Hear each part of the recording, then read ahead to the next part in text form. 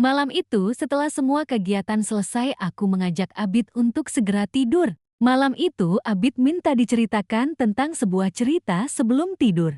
Abid berkata, Abid minta ibu bercerita sebelum tidur. Boleh, Abid mau cerita apa ini? Cerita apa saja bu, sampai Abid tertidur. Baiklah, dengarkan cerita ibu tentang si raja hutan dan tikus kecil. Di tengah hutan yang sunyi, sang raja hutan sedang berbaring di bawah pohon rindang. Matahari hampir tenggelam, tapi matanya tajam menatap sekeliling. Ada rasa bangga dan kekuasaan yang melekat di setiap gerakannya. Hutan terasa miliknya. Setiap daun, setiap suara burung, seperti tunduk pada keberadaannya. Tiba-tiba, sesuatu yang kecil bergerak di antara rumput. Seekor tikus kecil muncul, gemetar karena takut, hatinya berdebar-debar. Tikus itu tahu siapa yang ada di depannya. Rasa takut dan tak percaya diri memenuhi tubuhnya. Tapi ada juga keberanian tipis yang membuatnya tetap melangkah. Singa menatapnya sejenak. Raut wajahnya campur aduk.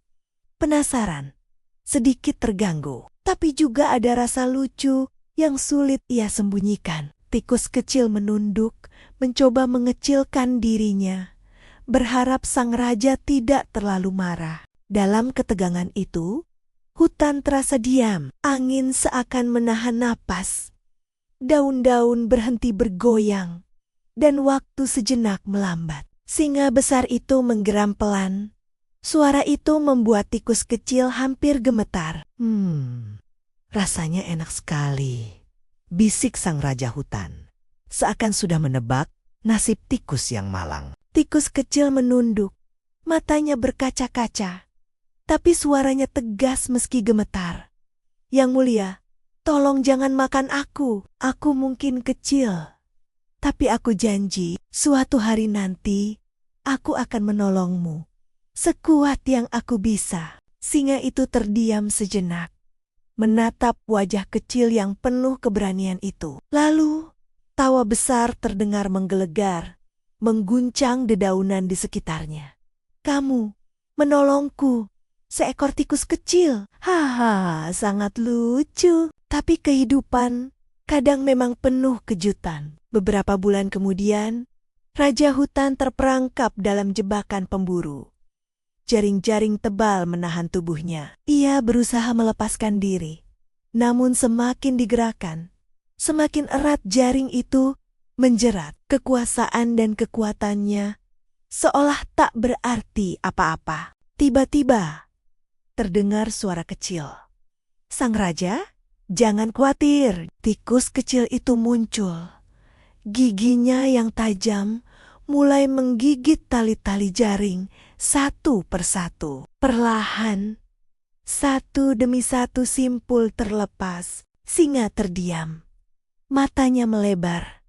Ada campuran takjub, kagum, dan rasa syukur yang tak terduga. Hatinya yang dulu tertawa karena meremehkan tikus itu, kini dipenuhi rasa hangat dan hormat. Ketika simpul terakhir putus, tikus kecil menatapnya. Nafasnya terengah, tapi matanya bersinar. Ini janji saya, yang mulia, raja hutan. Aku menepatinya. Singa besar menunduk. Suara beratnya lirih. Siapa sangka seekor tikus kecil bisa menyelamatkan raja hutan. Aku salah menilai kamu, sahabatku. Di hutan itu, dari hari itu, lahirlah persahabatan yang tidak pernah terduga. Raja hutan belajar tentang kerendahan hati, dan tikus kecil belajar tentang keberanian. Dan yang paling penting, terkadang kekuatan bukan hanya soal ukuran, tapi tentang ketulusan hati. Pesan ceritanya adalah jangan meremehkan siapapun. Walaupun seseorang kecil atau terlihat lemah, mereka bisa memiliki kekuatan atau kemampuan yang luar biasa. Keberanian itu penting. Tikus kecil berani berbicara dan berjanji meski menghadapi raja hutan yang besar dan menakutkan. Menepati janji itu mulia. Janji tikus kecil untuk menolong raja hutan menunjukkan pentingnya komitmen dan kejujuran. Kerendahan hati itu berharga. Raja hutan belajar untuk tidak sombong dan menghargai makhluk lain. Sekecil apapun, ukuran tubuh bukan ukuran hati, kebaikan, keberanian, dan ketulusan hati lebih penting daripada kekuatan fisik. Abid pun tertidur. Sahur, sahur, sahur. Terdengar bunyi dari speaker masjid dari dekat rumah Abid. Jam menunjukkan jam 3:50 dini hari. Ibunya membangunkan Abid dengan lembut. Bangun Abid, bangun, bangun. Sudah waktunya sahur. Abid menggeliat kecil.